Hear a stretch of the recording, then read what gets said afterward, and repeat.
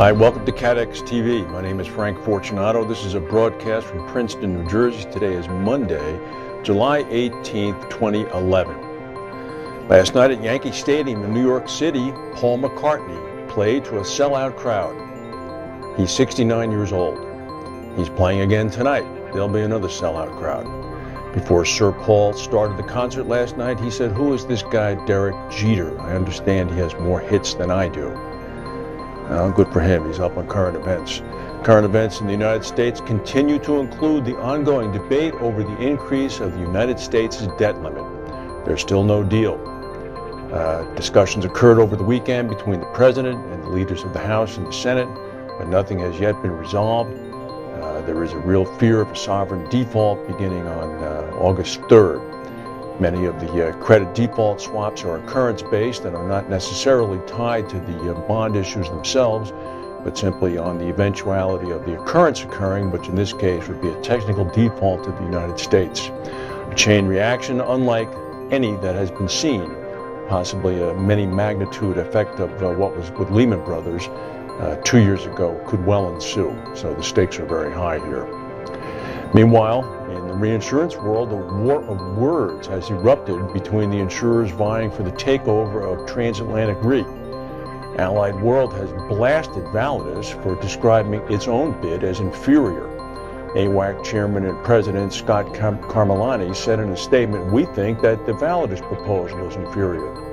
It can't provide transatlantic shareholders with the same value that our mergers of equals can." He said that Validus' unsolicited proposal is an attempt to acquire Transatlantic at a significant discount to book value.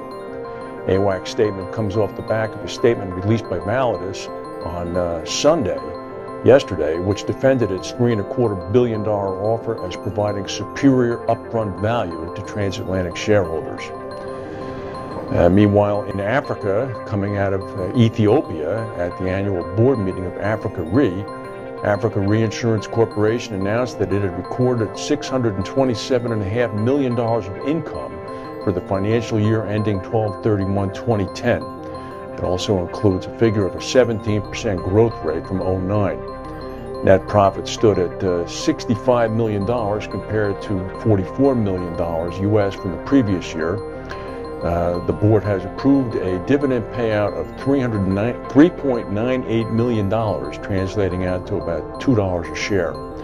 African Re is an international financial institution comprising 41 member countries of the African Union. Omega in London apparently is getting semi-frustrated about what's going on. This is being reported in the London newspaper The Telegraph. Investors in Omega Insurance have claimed that they're being kept in the dark over sale plans. Some investors are questioning the Lloyd's Insurers Board after a series of failed takeover attempts. Delphi Financial, Barbican, Canopius, and Nove have all made takeover bids in the last few months. Delphi and Nove have recently withdrawn their interest, thought to be due to frustrations over the takeover process. One top 10 shareholder said that our share price has performed poorly in recent months and has become a real concern for many shareholders. We're now becoming frustrated at the lack of progress being made by the company and the lack of communication we're receiving on the bid approaches from Omega and its advisors. A source told the paper that the takeover process had been delayed by adverse market conditions, but that the insurer was hopeful of reaching an agreement with one of the interested parties. That's not a good story to have appear when you're trying to negotiate a maximum price. I'm sure that those looking to buy were quite happy to read it. Citigroup in the U.S., the third biggest bank, estimated that it has at least $22 billion in loans, trading assets, and other exposures to Greece, Italy, Portugal, Spain, and Ireland. The net figure includes $13 billion in so-called funded exposures as of June 30th. Sovereign entities accounts for only a little more than $1 billion of that amount.